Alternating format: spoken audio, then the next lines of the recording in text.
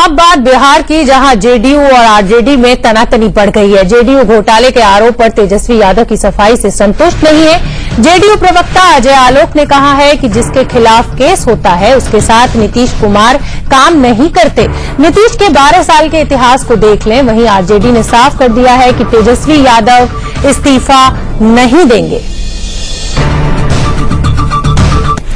JDU ने साफ किया है कि नीतीश कुमार जिस भी नेता के ऊपर अगर इल्जाम लगता है तो वो उसके साथ काम नहीं करते हैं, उनका पुराना इतिहास को खंगाल लिया जाए।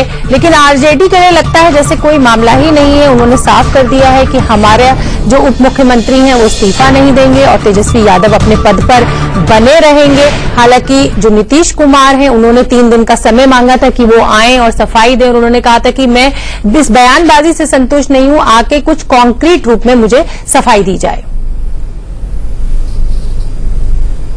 देखिए, हमारी पार्टी ने अपना स्टैंड बड़े स्पष्ट शब्दों में कह दिया है कि सीबीआई ने इन पे एफआईआर किया है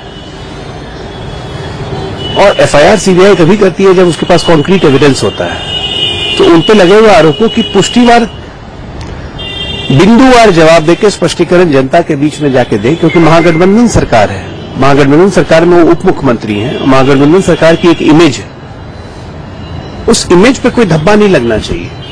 इसलिए हम चाहते हैं कि वो आए और स्पष्ट रूप से अपनी बात रखें और हम अपेक्षा करते हैं कि हमारे सहयोगी दल ये काम जरूर करेंगे, क्योंकि 12 वर्षों से नीतीश कुमार मुख्यमंत्री रहे हैं, उसके पहले केंद्रीय मंत्री रहे हैं और एक इतिहास गवाह है हमारा कि किसी पे भी एफआईआर हुआ, आरोप लगे हैं तो हम कभी भी वैसे व्यक्ति के साथ काम नहीं करते हैं। हम चाहते हैं कि वही काम करें, क्योंकि हम वही काम करेंगे जो हमारा इतिहास कहता है। तेजस्वी की सफाई से नीतीश कुमार संतुष्ट नहीं है।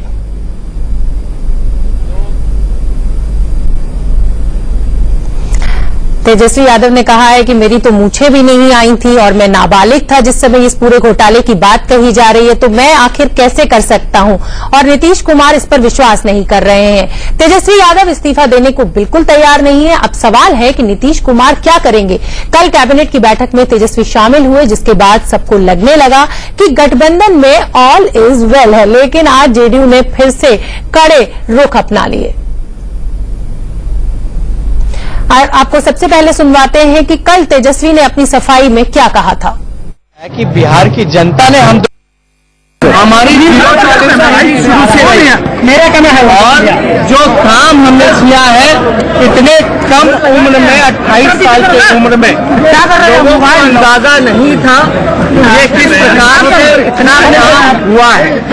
और एफआईआर जो हुआ है इसमें हम यही कहना चाहते हैं कि ये पॉलिटिकली हिसाब से बीजेपी के राजनीतिक षड्यंत्र, अमित शाह और नरेंद्र मोदी जी के षड्यंत्र के हिसाब से ये केस कराया गया है।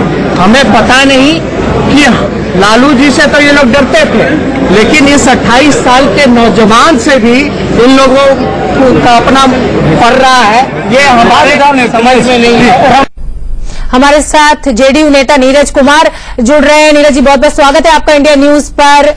आरजेडी ने साफ कर दिया है कि तेजस्वी के इस्तीफा देने का तो सवाल ही नहीं उठता है। क्या माना जाए, आगे क्या कदम उठाएगी? इमेज बचाएगी या सरकार बचाएगी जेडीयू?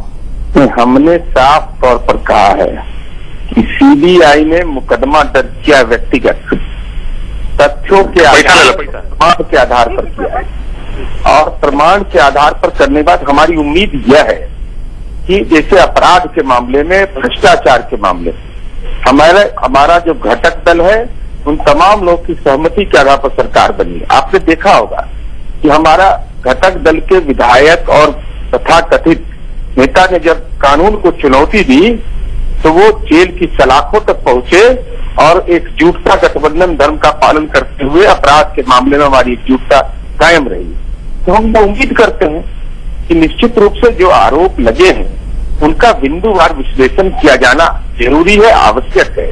राजनीतिक संदर्भ हो सकते हैं, कौन किसको फंसाया, किसने क्या किसकी क्या नीयत हो सकती है, लेकिन दस्तावेज महत्वपूर्ण होते हैं, उसके एविडेंस महत्वपूर्ण होते हैं।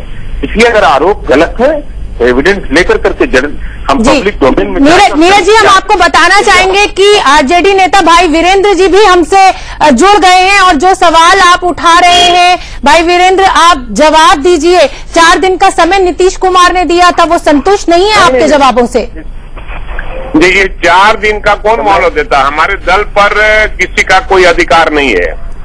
हमारा दल आरजेडी है और आरजेडी को उनको पता भी होना चाहिए कि 80 विधायक हैं और हम मिलकर सरकार बनाए हैं, कोई किसी का अकेले सरकार नहीं है। और किन्हीं के कहने से और सलाह देने से हम लोग से इस्तीफा कैसे दे देंगे? किसी पर केवल आरोप ये केस हो जाए और वो इस्तीफा देते चले तो कल हम लोग भी प्रधानमंत्री पर केस करके इस्तीफा मांगेंगे? इस्तीफा दे देंगे क्या? ये बीजेपी से जो लोग मिले हुए हैं और बीजेपी के लोग जी चाहते हैं कि गठबंधन को तोड़ दें जी और सरकार मेरी चला लाख टपक रहा है और उनके वीरेंद्र जी बीजेपी को बीच में मत लाइए, बीजेपी को बीच में मत लाइए, गठबंधन सफाई आपको देनी है, बीच में मत लाइए। नीरज जी उन्होंने तो साफ कर दिया और जो तय हुआ वही बात बोले लोग, अच्छा रहेगा। नहीं, आप बीजेपी को बीच में मत लाइए। ये सफाई जो देनी है वो डिप्टी सीएम तेजस्वी यादव को देनी है। नीरज जी क्या कहेंगे? साफ साफ कर दिया आरजेडी ने कि वो इस्तीफा नहीं देंगे, आपका अगला कदम क्या है? हमारी पार्टी ने जब बैठक की तो बैठक के बाद संवाददाता सम्मेलन में हमने क्या कहा? हमने कहा कि जो आरोप लगे हैं उसका बिंदुवार जवाब अपेक्षित है। तो आप कर रहे हैं